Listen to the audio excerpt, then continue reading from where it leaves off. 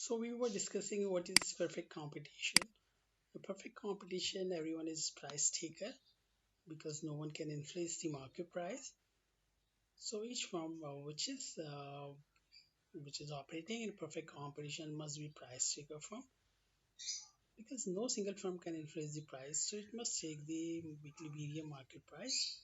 And the second important thing is that each firm's output is a perfect substitute for the output of other firms. So the demand for each firm's output is perfectly elastic. So what is how economic profit and revenue is generated in perfect competition? So the goal of each business unit or the business firms is to maximize their profit or the economic profit, which equals total revenue minus total cost. And the cost is included here the opportunity cost of production, which includes normal profit. So firm's total revenue equals price multiplied by the quantity sold.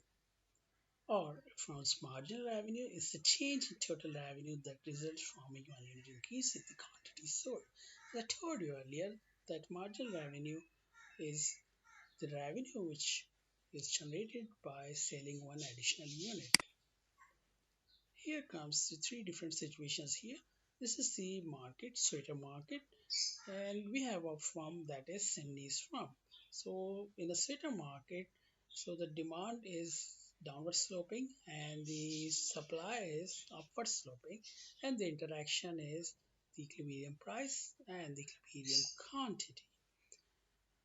But the firm Cindy is operating, her demand is or her marginal revenue is perfectly elastic.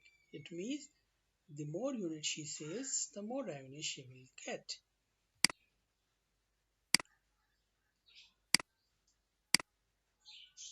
So the demand for the firm's product is perfectly elastic because one of Cindy's sweater is a perfect substitute for the sweater of another firm.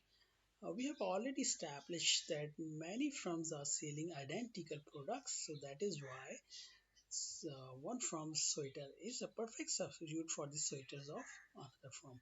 But the market demand is not perfectly elastic because a sweater is a substitute for some other goods.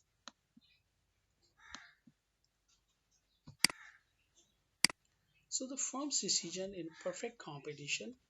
So in part A, price equals average total cost, and the firms make zero economic profit, that is break even. You can see here. So the marginal cost is going upward, and the average total cost is at its minimal level. And this is the minimum of average total cost, or the firm's marginal revenue is perfectly elastic. So the point where they all three cuts each other is a point that is break-even point or the point of zero economic profit.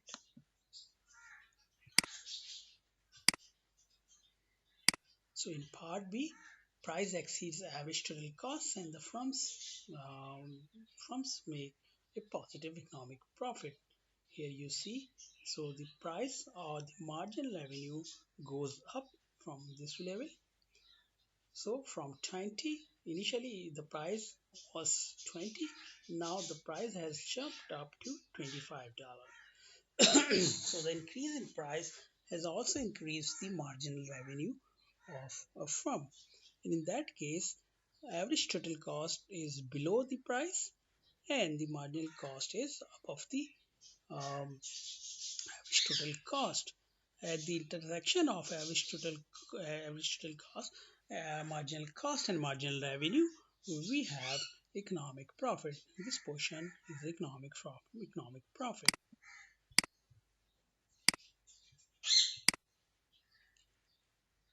In this part or part C, we can see the price is going below the normal price. So now the price has reduced from this level to below.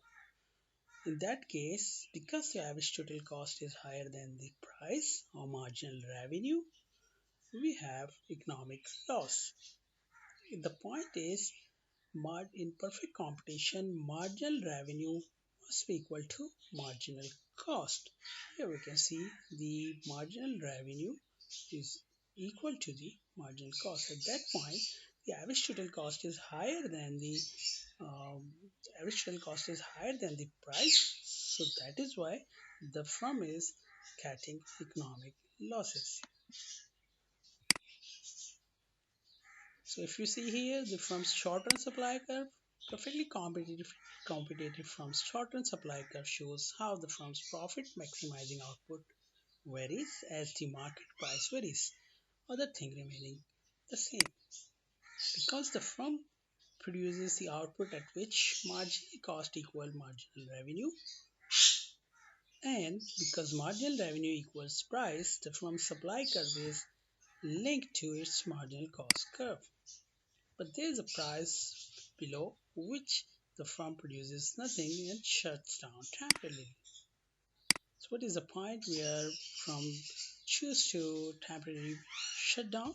If price is less than the minimum average variable cost, the firm shuts down temporarily and incurs an economic loss equals to the total fixed cost. This economic loss is the largest that the firm must bear. If the firm were to produce just one unit of output at a price below minimum average variable cost, it would incur an additional and avoidable loss.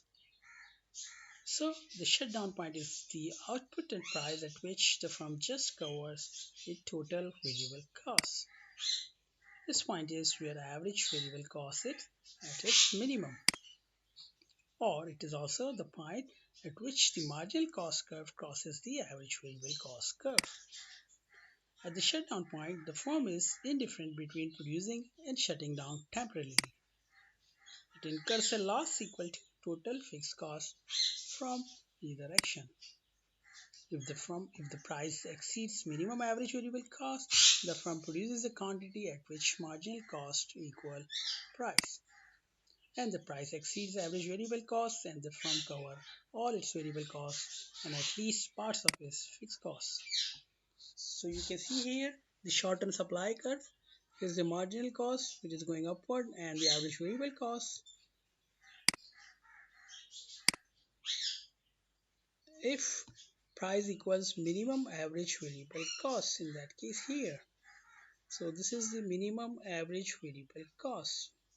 You can see this point, and at this level marginal revenue must be equal to marginal cost. It is the necessary condition of perfect competition. So if in that case price equals marginal minimum average variable cost $70, in this example the firm is indifferent between producing or producing nothing and producing at the shutdown point. It is from choice whether they can produce or they can use the shutdown point. If the price is $25, the firm produces 9 switcher a day.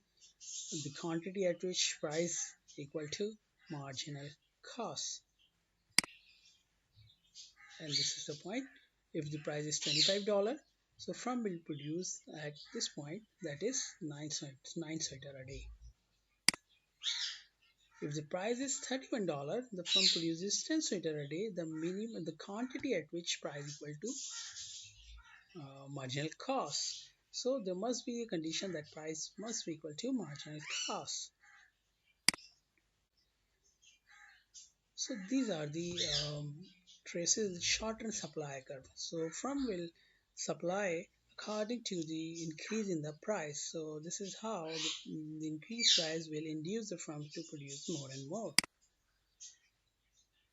And how the short industry supply curve is. So the short industry supply curve shows the quantity supplied by the industry at each price when the plant size of each firm and the number of firms remain constant. So it shows the supply curve for industry that has 100 firms like Cindy's firm. So the quantity supplied by the industry at any given price is the sum of the quantity supplied by all from the industry at that price. So at a price equal to minimum average variable cost, the shutdown price, the industry supply curve is perfectly elastic from here to here, and then firms will start producing the above level if the price is going up, and that is how the supply of the industry will be determined. If you see here the short run equilibrium, so short run industry supply, industry demand determine the market price and output, and that is how a short run equilibrium occurs at the price of 20 and theta level is 20 and the quantity is 8 unit. So what will happen if a change in demand occurs? An increase in demand brings a rightward shift of the industry demand curve. The price rises and the quantity increases. This one. So the initial equilibrium was here, but now the demand has shifted outwardly and increased. So the new equilibrium occurs at this level with the price of higher price from previous level. So it is $25 and with more quantity from 8 unit to 9 unit. What will happen if demand decreases? A decrease in demand brings a leftward shift and the price falls. Here you see, so the new price and new equilibrium here and the new quantity that is 7 unit. How about the long run adjustments? In short run equilibrium, a firm may make an economic profit, break even, or incur an economic loss. Which of these outcome occurs determines how the industry adjusts in the long run.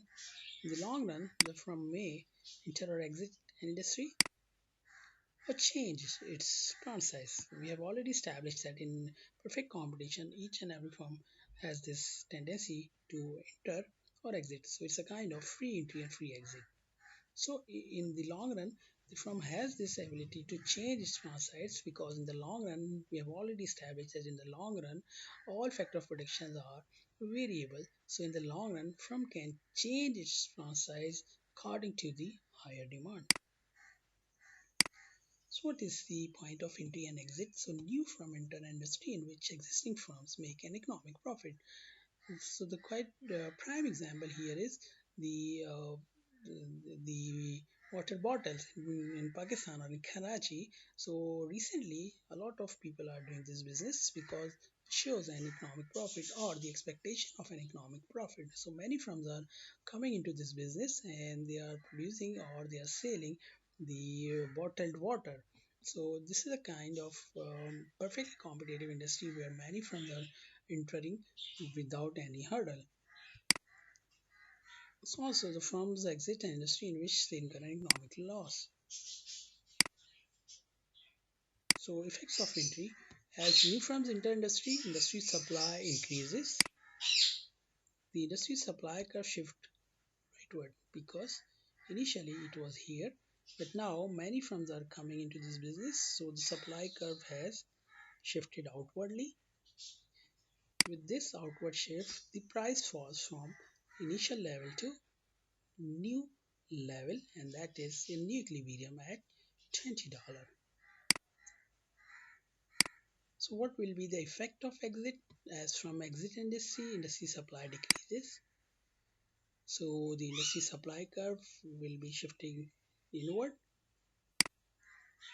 and this inward shift or leftward shift will increase the price because the supply has reduced, and now the price will be the pressure will be on price, and the new price will be higher than the previous one. So what will happen if from used to change its plant size? So the firm will change their plant size whenever they see some potential profit. If average total cost exceed the firm minimum long run average cost, the firm changes its plant size to lower